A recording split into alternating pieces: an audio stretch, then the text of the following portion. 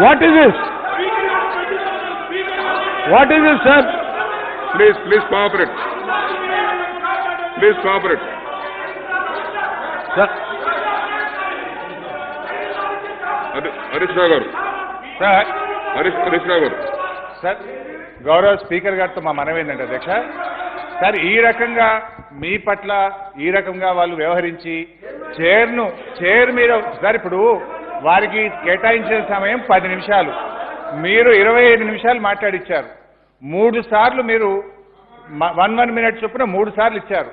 3 సార్లు ఇచ్చినా వారు సద్వినియోగం చేసుకోకుండా వారి రకంగా ఈ 100 మంది సభ్యులు ఉన్నారు సార్. సభ అంటే ఒక 4 వ్యక్తులు ఇది కాదు సార్. సభలో ఉండేటువంటి ప్రతి సభ్యుడికి సమానమైన హక్కు ఉంటుంది అధ్యక్ష.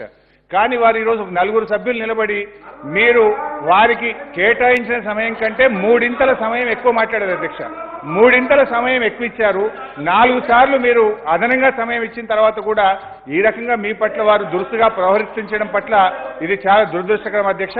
మీరు దయచేసి ఈ రకంగా వారి ఒత్తిడికి తలగుతే అధ్యక్ష, ఇక్కడ ఉండేటువంటి సభ్యులు మరి వీళ్ళందరికీ కూడా అన్యాయం జరుగుతుంది అధ్యక్ష. ప్రభుత్వం సార్ మేము ఈరోజు సభ సజావుగా జరగాలి కానీ ఈ రకమైనటువంటిది కరెక్ట్ కాదు అధ్యక్ష.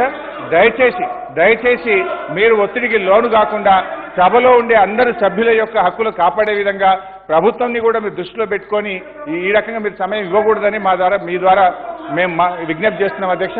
దిస్ ఇస్ నాట్ కరెక్ట్ అధ్యక్ష. వాళ్ళకి ఇచ్చిన సమయాన్ని సద్వినియోగం చేసుకో అధ్యక్ష. వాళ్ళకి ఇంకా 4 అవకాశాలు లేదు అధ్యక్ష.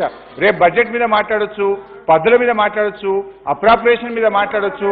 వాళ్ళు ఏదైనా చెప్పాలనుకుంటే మిగతా సందర్భంలో మాట్లాడాలి తప్ప సభను మొత్తం హైజాక్ చేస్తాం. ఉన్నది 4 మొత్తం ఇంత పెద్ద సభను హైజాక్ చేసే విధంగా వ్యవహరించడం మంచిది కాదు.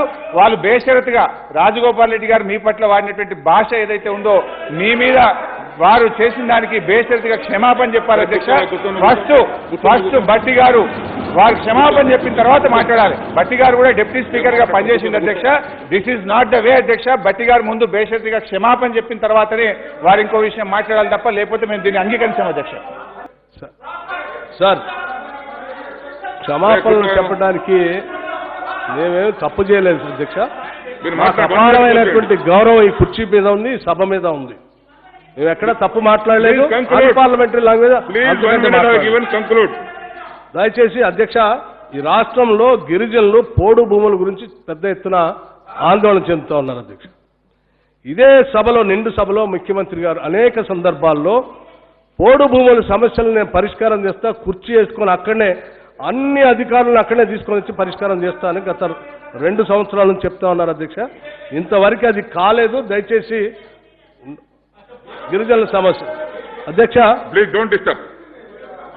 దానిపైన ముఖ్యమంత్రి గారు దయచేసి వెంటనే స్పందించి దీని సమస్యకి శాశ్వత పరిష్కారం చూపించాలని నేను వారిని కోరుతా ఉన్నాను అధ్యక్ష. హాయ్ ఫ్రెండ్స్, మా టుడే టుమారో యూట్యూబ్ ఛానల్ చూస్తున్నందుకు చాలా థ్యాంక్స్. మరిన్ని లేటెస్ట్ వీడియోస్ కోసం వెంటనే సబ్స్క్రైబ్ చేయండి. అలాగే ఈ బెల్ ని కూడా రింగ్ చేసేయండి. మా నోటిఫికేషన్స్ అన్ని మీ మొబైల్లో వస్తాయి. అలాగే మా వీడియోస్ మీకు నచ్చితే లైక్ చేయండి, షేర్ చేయండి, నచ్చకపోతే కామెంట్ చేయండి.